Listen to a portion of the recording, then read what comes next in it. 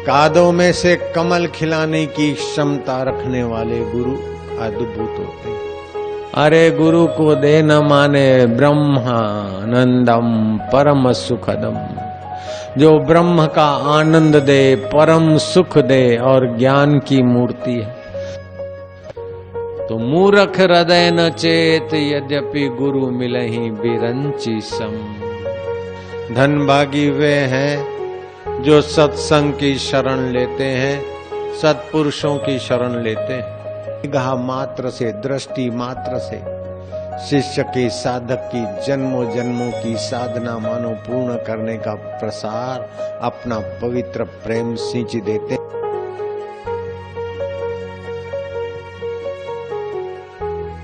गुरु को माने मानवी, देखे देह व्यवहार, कहे प्रीतम निश्चय समझो, पड़े नरक मोझार। गुरु को मनुष्य जाने और उसके देह के व्यवहार को, उसके हाथ हैं, उसके पैर हैं, वो ऐसा बोले ऐसा खाए। अरे गुरु को दे न माने ब्रह्मानंदम परम सुखदम, जो ब्रह्म का आनंद दे, परम सुख दे और ज्ञान की मूर्ति है। ब्रह्मानंदम परम सुखदम केवलम ज्ञान मूर्ते। नेत्र जिस ज्ञान स्वरूप परमेश्वर से देखते हैं, जीवा जिस ज्ञान स्वरूप परमात्मा की सत्ता से चखती है, मन जिस ज्ञान स्वरूप परमात्मा के आनंद से, माधुर्य से कभी कभी मुस्कान ले आता है, बुद्धि जिस ज्ञान स्वरूप परमात्मा के प्रकाश में निर्णय बदलती है, फिर भी जो नहीं बदलता, उस ज्ञान स्वरूप ईश्वर में जो टिके हैं और टिकाते हैं, ऐसे मेरे गुरु हैं। तो मुझे फिर अपने इंस्ट्रूमेंट को ठीक करना है। अगर गुरु जी कहते कन्या मन्या कुर्र, तू मेरा चेला मैं तेरा गुर्र, गुरु पूनम आइए दक्षिणा धर, तू चाहे तर चाहे मर, तो पावर हाउस बदल देना उचित रहेगा। लेकिन चेला अपने गुरु के निकट रहे, साथ में रहे, लेकिन न साधन करे, न गुरु के विचारों को अपने जीवन में लाए और पहले की पुरानी आदतों को छुप छुप के करता रहे, तो मूर्ख हृदय न चेत, यद्यपि गुरु मिलहि बिरंची सम। ब्रह्मा जी जैसे गुरु मिल जाएं, फिर भी मूर्ख आदमी अपनी वासना और अपनी आदत को ही पूर्ण करने के लिए गुरु के निकट गया और उसी में रमा रहा, तो फिर गुरु क्या करे। जय विजय भगवान के पार्षद थे और भगवान आदि नारायण के नित्य दर्शन का लाभ मिलता था जय विजय को। लेकिन हृदय को परिवर्तित न करने के कारण सनकादि गुरुओं को भी न पहचाना और 3 जन्म लेने पड़े असुर योनि के। हिरणाक्ष और हिरण्याकश्यप वही भगवान के दर्शन करने वाले पार्षद ही तो थे, भगवान के निकट रहते थे।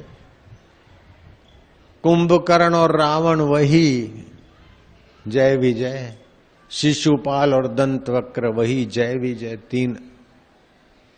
तीनों बार भगवान को आना पड़ा अपने निकटवर्ती सेवकों की मूर्खता मिटाने के लिए।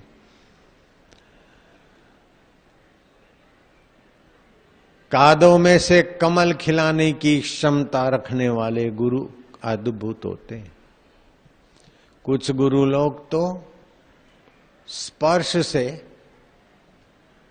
पारस की नाई लोहे को सोना बना देते हैं, लेकिन कुछ उनसे भी ऊंची अवस्था वाले के स्पर्श किए बिना निगाह मात्र से, दृष्टि मात्र से शिष्य के साधक की जन्मों जन्मों की साधना मानो पूर्ण करने का प्रसार अपना पवित्र प्रेम सींच देते हैं, अपनी हूंफ भर देते हैं, अपना आनंद भर देते हैं, अपना ज्ञान और माधुर्य की लहरों में उसका मन हिलोरे लगाने लग जाता है। कुछ ऐसे महापुरुष भी होते हैं, मुझे ऐसे महापुरुष मिले। अंडा तो दूर है, लेकिन कौंच पक्षी दृष्टि मात्र से उसको पोषता। ऐसे ही शिष्य दूर माइलों दूर हो, और गुरु का ध्यान मूलम गुरु मूर्ति, पूजा मूलम गुरु पदम, मंत्र मूलम गुरु वाक्यम, मोक्ष मूलम गुरु कृपा। गुरु कृपा ही केवलम शिष्यस्य परम मंगलम। कईयों के मन में होता है दर्शन नहीं हो रहे, इसीलिए मुझे चलना पड़ता है आगे और पीछे। एक दूसरे के मन की बात तो अंतःकरण बता ही देता है। जयराम जी बोलना पड़ेगा।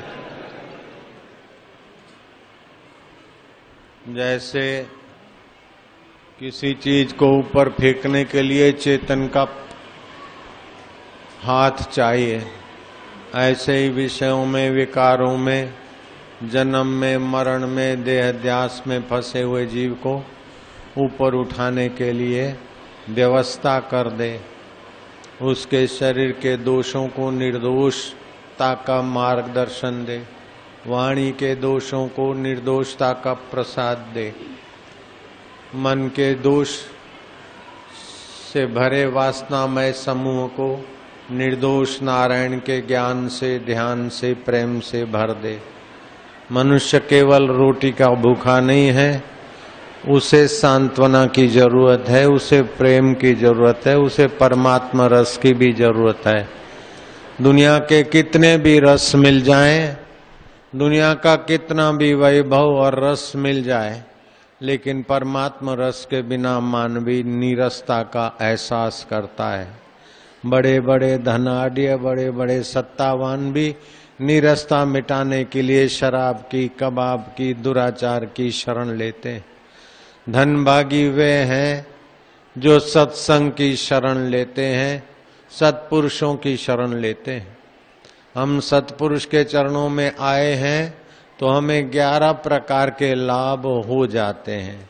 अगर 11 प्रकार के लाभ हुए हैं, कुछ भी भले 100%, 1100 टका नहीं हुए, 100 टका करके, तो कम से कम 50 टका भी मान लो।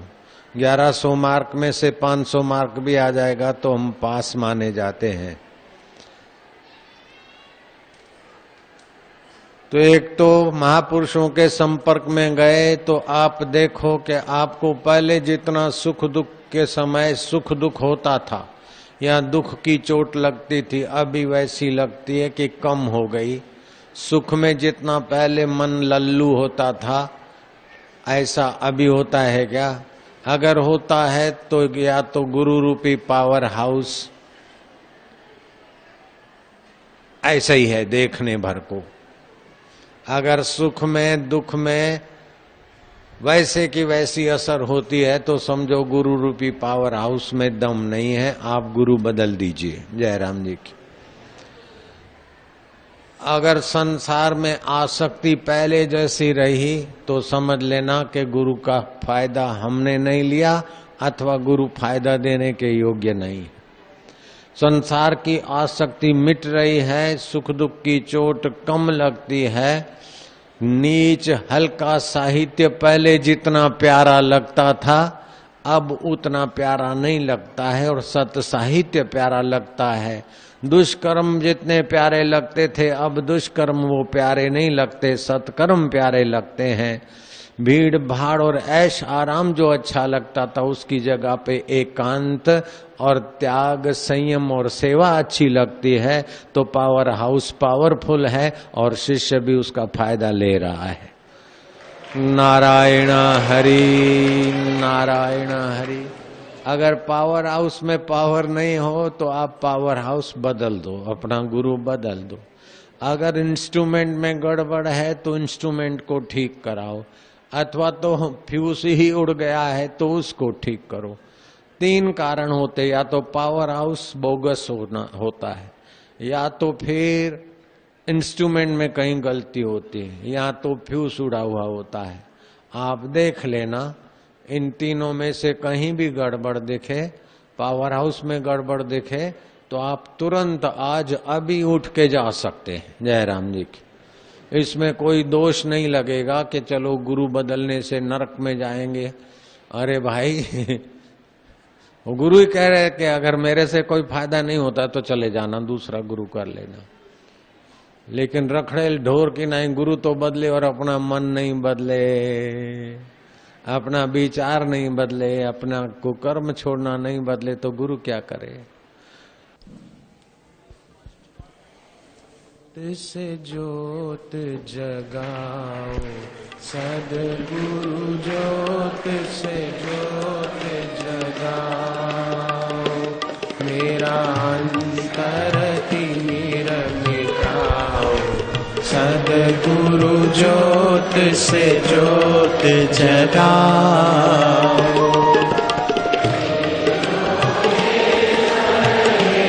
परमेश्वर अभी सत्संग होगा, अभी सत्संग होगा। हाँ, लाइन में मत लगना जल्दी। कृपा बरसाओ, सद्गुरु ज्योत से ज्योत जगाओ, मेरा अंतर तिमिर मिटाओ, सद्गुरु ज्योत से ज्योत जगाओ।